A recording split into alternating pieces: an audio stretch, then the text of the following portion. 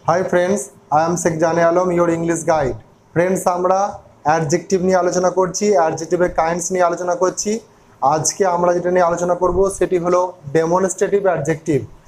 এই demonstrative adjective কি, কাকে বলে, এর কি এক্সাম্পল, আর ডেমনস্ট্রেটিভ অ্যাডজেক্টিভের সঙ্গে ডেমনস্ট্রেটিভ প্রোনাউনের কি পার্থক্য, সেগুলো নিয়ে খুব ক্লিয়ারলি ভাবে আলোচনা করব।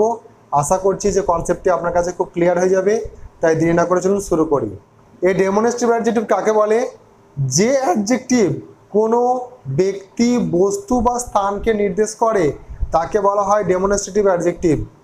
এই অ্যাডজেক্টিভ কোনো নাউনের আগে বসে সেই নাউনটাকে নির্দেশ করে থাকে। কতটা খেয়াল রাখবেন, ডেমনস্ট্রেটিভ অ্যাডজেক্টিভের নিয়মই হলো যে সেই ডেমনস্ট্রেটিভ অ্যাডজেক্টিভ বসবে, তারপর সেই নাউনটা বসবে এবং সেই নাউনটাকে সে কি করবে, নির্দেশ করবে, তখন তাকে বলা হবে ডেমনস্ট্রেটিভ অ্যাডজেক্টিভ। ডেমনস্ট্রেটিভ অ্যাডজেক্টিভ কোনগুলো? This, this, that, those. মনে রাখবেন, দিস আর দিজ এই দুটোকে কাছের জিনিস, নিয়ার বাই কোনো কাছের জিনিসকে বোঝানোর জন্য ব্যবহার করা হয়। আর দ্যাট আর দোজ এই দুটো জিনিসকে ডিস্টেন্সের কোনো জিনিসকে, একটু দূরের জিনিসকে বোঝানোর জন্য ব্যবহার করা হয়। দিস আর দ্যাট এই দুটি হলো সিঙ্গুলার, আর দিস আর দোজ এই দুটো হলো প্লুরাল। এই যে চারটের কথা আমি বলছি, এদের পর অবভিয়াসলি আপনাকে নাউন বসাতে হবে, তবে হবে সেটা demonstrative adjective.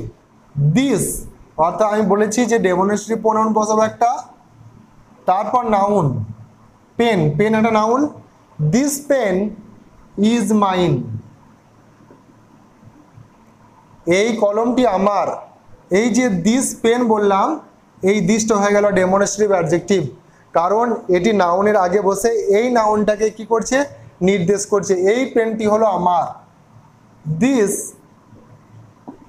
Bag, bag is yours. ঠিক তেমনই যদি আমি বলতাম দিজ, দিজ আমি বললাম প্লুরাল, তাহলে দিজের পর আমাকে কি করতে হবে, গার্লস, অর্থাৎ আমি দিজ গার্লস বললাম, অর্থাৎ যে নাউনটা বসাবো সেই নাউনটা হবে প্লুরাল। দিজ গার্লস আর কোয়ারেলসাম। কোয়ারেলসাম কথা মানে ঝগড়াটে, তাহলে এই মেয়েগুলি হলো ঝগড়াটে। তাহলে এখানে কি করলাম না, একটা নির্দিষ্ট মেয়েকে আমি বোঝাচ্ছি, নির্দেশ করছি, তাই এটা কি হয়ে গেল, ডেমনস্ট্রেটিভ অ্যাডজেক্টিভ হয়ে গেল। These boys are excellent players.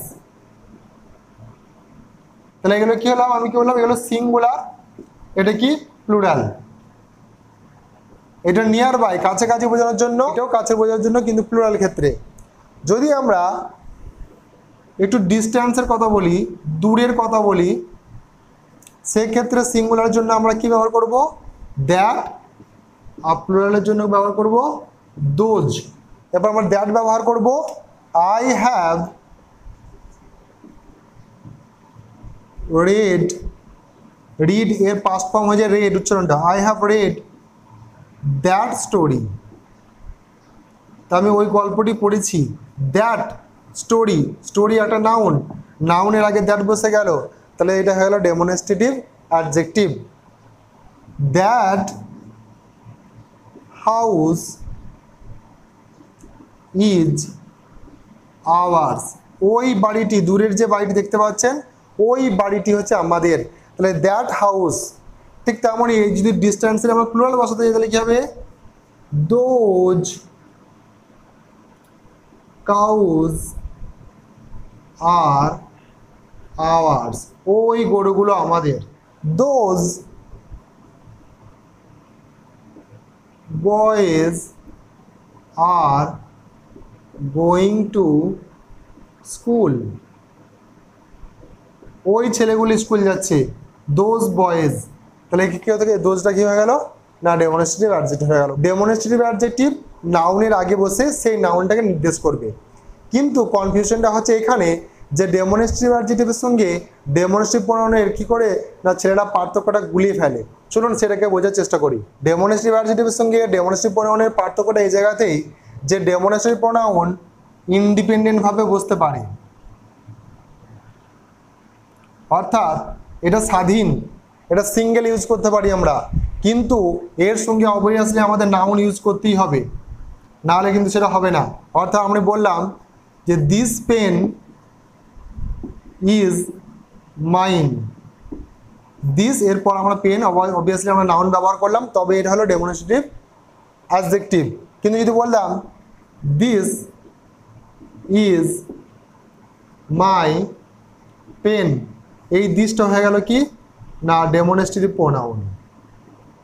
এই দিসটা কি বসেছে সিঙ্গেলে বসেছে, এটি অ্যাজ এ সাবজেক্ট এখানে ব্যবহার করা হয়েছে, তাই এর দিসটা কি হয়ে গেল ডেমনস্ট্রেটিভ প্রোনাউন। ডেমনস্ট্রেটিভ প্রোনাউন কি করে না সিঙ্গেল এবং ইন্ডিপেন্ডেন্ট হিসেবে ব্যবহার করা হয়, কিন্তু ডেমনস্ট্রেটিভ অ্যাডজেক্টিভ সেটা ব্যবহার করা হয় না।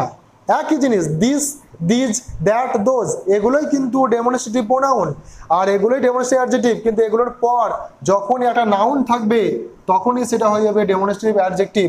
কিন্তু এগুলো যদি বলতাম দিজ আর আওয়ার হর্সেস, এইগুলি আমাদের ঘোড়া, তাহলে এই দিজটা হয়ে গেল কি ডেমনস্ট্রেটিভ প্রোনাউন। সেক্ষেত্রে আমরা এই বাক্যটা এখানে লিখি কি হবে দিজ হর্সেস আর আওয়ার্স, এই ঘুড়িগুলো আমাদের, এখানে দিজ এর পর আমাকে অবভিয়াসলি নাউন বসাতে হবে। এইটুকু হলো পার্থক্য, কনফিউশন হওয়ার কোনো প্রয়োজন নেই, একদম সিম্পল ব্যাপার যে ডেমনস্ট্রেটিভ অ্যাডজেক্টিভের পর অবশ্যই আমাকে নাউন ব্যবহার করতে হবে, কিন্তু demonstrative pronoun independent single as a subject আমরা ব্যবহার করতে পারি। অবভিয়াসলি এই জিনিসটা মনে রাখবেন, বাকি ক্ষেত্রে সবই এটা দিস আর দ্যাট এর সিঙ্গুলার, আর দিস আর দোজ হলো প্লুরাল। নিয়ার বাইয়ের জন্য দিস আর দিস, আর দূরের জন্য দ্যাট আর দোজ। আশা করছি খুব ভালোভাবে বুঝতে পেরেছেন।